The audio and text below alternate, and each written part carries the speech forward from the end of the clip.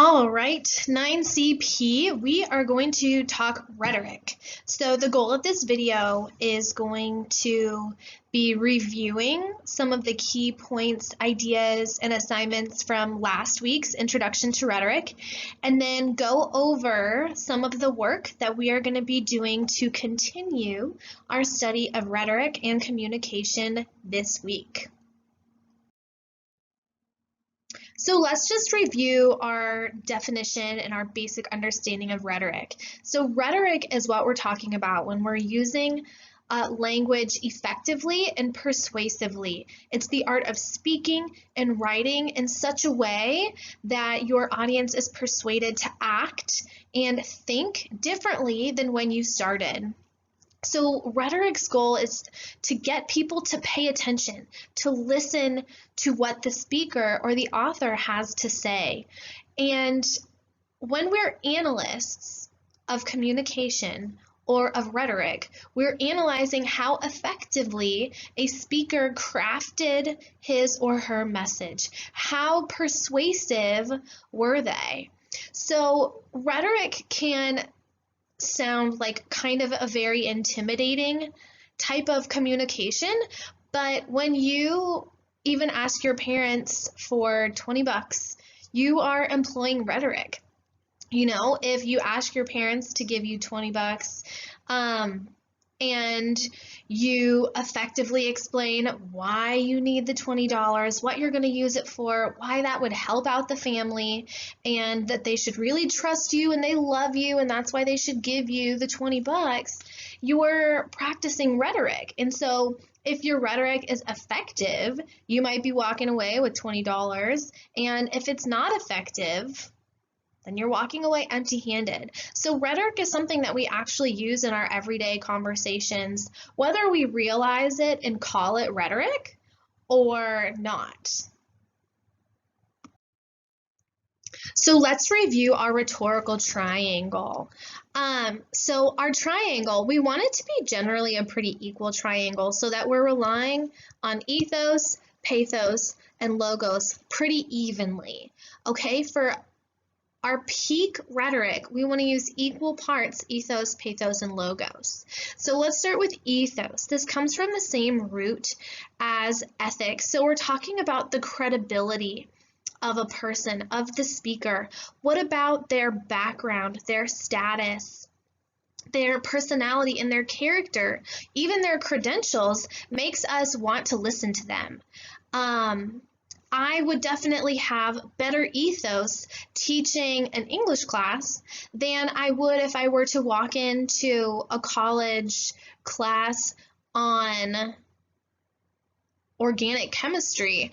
I would have no background qualifications.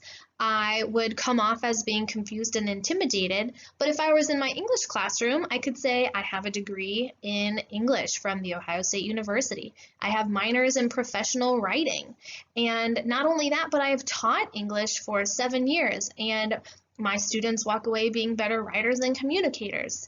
So the subject of the speech can have a little bit of an influence on the ethos of the speaker. Let's move on to logos. This is our message, and it comes from the same root as the word logic. So we're looking to see in the content of the speech what types of facts or research, statistics, or data is the speaker using to convince us that their message is sound, that it is reasonable, that our brains should get on board with what they're saying. So the other appeal is pathos, and this comes from the Greek word for emotion. This is the same root in sympathy or apathy or psychopath is another one. So this is where a good speaker is going to pull on the audience's heartstrings. We want them to feel or experience the message. When Sarah McLachlan comes on the TV and the background starts going, "In the arms of an angel," and we have all those sad puppies and kittens on the screen, they're making a pathos appeal. They want our hearts to hurt and be sad for the lonely puppies and kittens that just need $1 a day. So that's an example of pathos. when the speaker is trying to get an emotional response out of the audience, whether they want happiness and patriotism or jealousy or fear.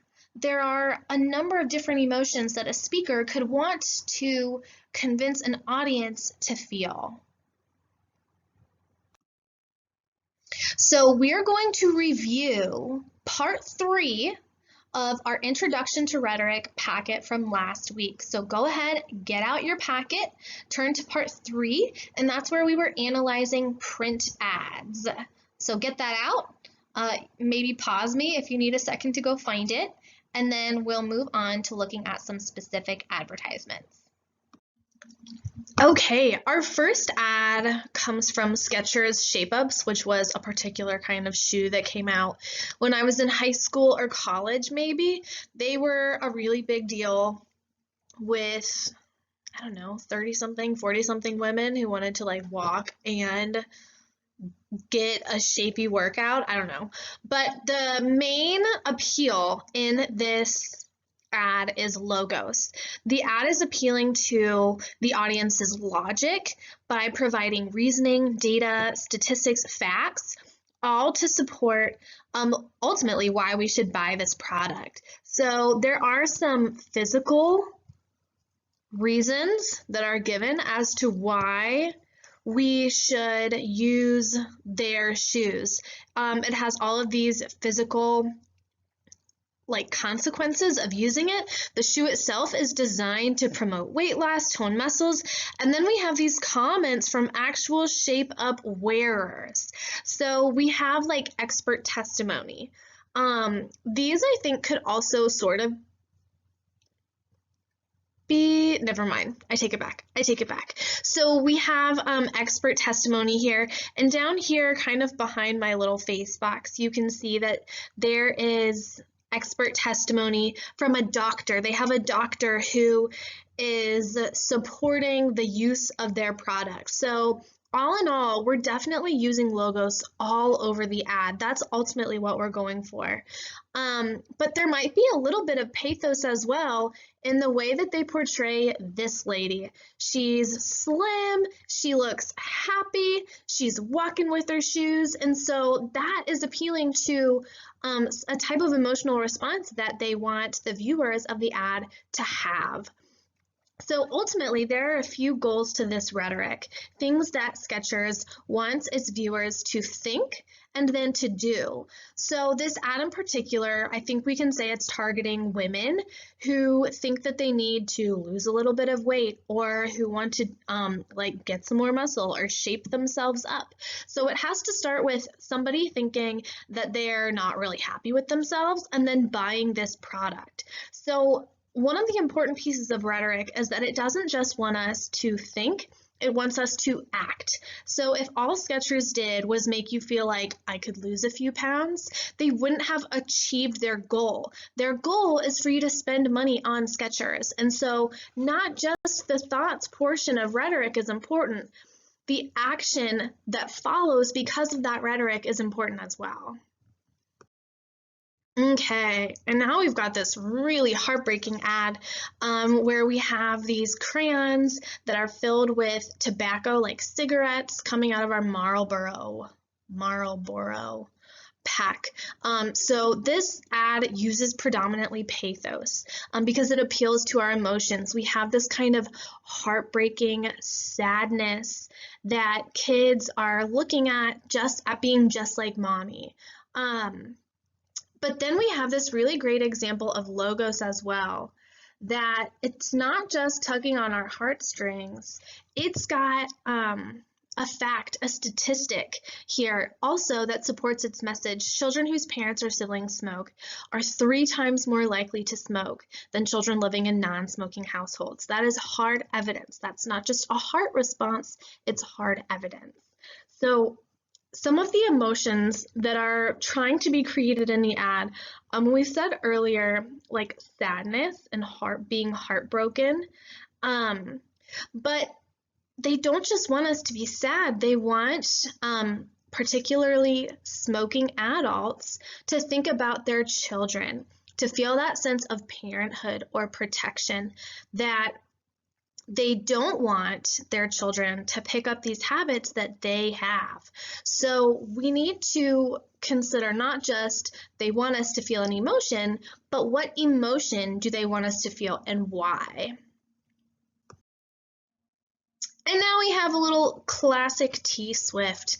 I think you guys were definitely too young to remember the Got Milk like ad frenzy, but Milk, I don't know, went on this like really big advertising kick for a few years. And so like every single celebrity did a Got Milk ad at some point. So this ad is using ETHOS by presenting a speaker, by using the persona of Taylor Swift to sell milk. Now, what does Taylor Swift have to do with milk? Oh, nothing. Absolutely nothing. They have nothing to do with each other. But what they're using here, and this was one of our propaganda techniques, was an appeal to celebrity. So ultimately, our advertisers targeting people who like Taylor Swift, who thinks she is young and beautiful, or that she is super cool and she makes awesome music. People that want to be like her for some reason might drink milk if they think Taylor Swift drinks milk. And so that's how the appeal of ETHOS is sort of working here. There are other Got Milk ads with like Serena and Venus Williams, and obviously they're going to be targeting a different demographic, but ultimately they just want us to buy milk and to drink milk. So this week, we're going to be looking at communicating, and that's really what rhetoric is about, is communication. So we're going to be looking at 3 different TED Talks on different parts of communication. So on listening, on speaking, writing, and I've watched all of these. I'm really excited about what we're going to get out of them.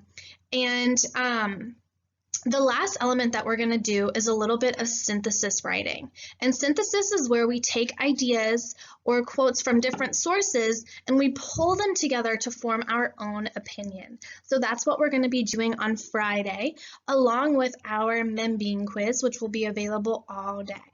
So look at the documents that are attached to RenWeb's lesson plans, and you'll find a packet of worksheets for each of the TED Talks. The links are in there, and you'll find kind of an overview of what we're doing all week. So make sure that you find all of those things and chat with me on Teams if you have any questions.